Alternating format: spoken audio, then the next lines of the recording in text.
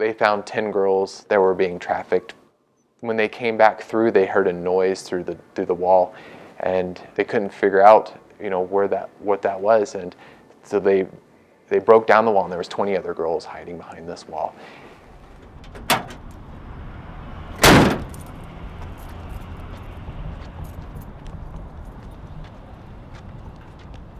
My name is Jeremy, and how I became aware of human trafficking, I had met up with a friend who had been to Thailand, and we were sharing our experiences, and she explained to me how human trafficking was going on there in such a prevalent way.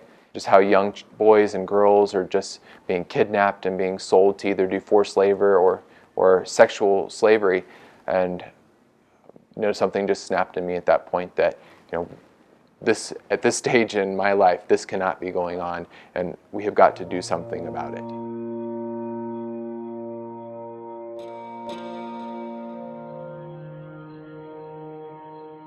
Yeah, when you think about, what, Martin Luther King was fighting for equal rights, and then, we fought to abolish slavery back in the day, but it's going on stronger today than it ever has in human history.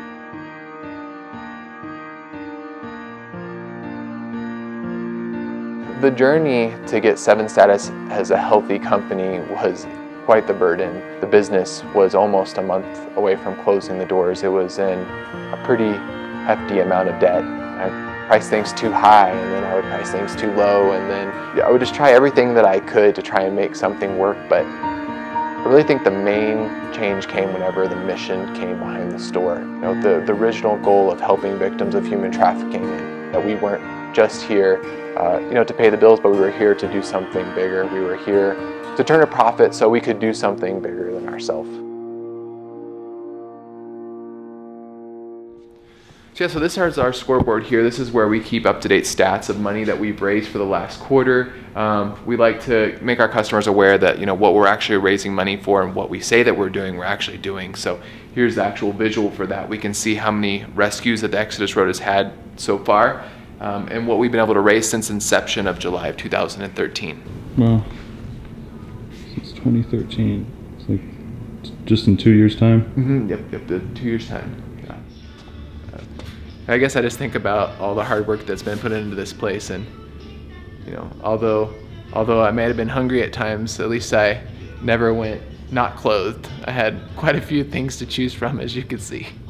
We had a shopper that came in, and we told him about the mission of 7 status, and he was out on the streets one day and found an old friend that he used to go to church with, and she said, "Can you help me? I'm being trafficked. I'm scared and don't know what to do." And he tried calling the police, but somehow the police wouldn't intervene at that time. But he remembered of a clothing store that had talked about human trafficking and how in some ways they helped, so they called us kind of as a last resort, not knowing what to do. And we were able to get in contact with the Exodus Road, and the Exodus Road immediately contacted the police that could actually move on this type of situation. We're able to go and put her in a safe house. She also had a 2-year-old daughter with her. The great thing about that is the story just doesn't end there, because she led them to another woman that was being trafficked, and so now the 3 of them are in a safe house, and the 2 of them were able to work together and with the police, and now the pimp is in jail too. All because of a clothing shop. Yep, all because of a clothing store. My goals for 7 status have always been large. I think when you dream small, it's almost insulting. And you almost have to dream larger than you can see or understand. What I like to call 7 status is the $1 million dream. I'd like to see 7 status raise $1 million a year to combat human trafficking, and 7 status take personal responsibility for eradicating 1% of human trafficking. Just change the world, like that's our motto. So.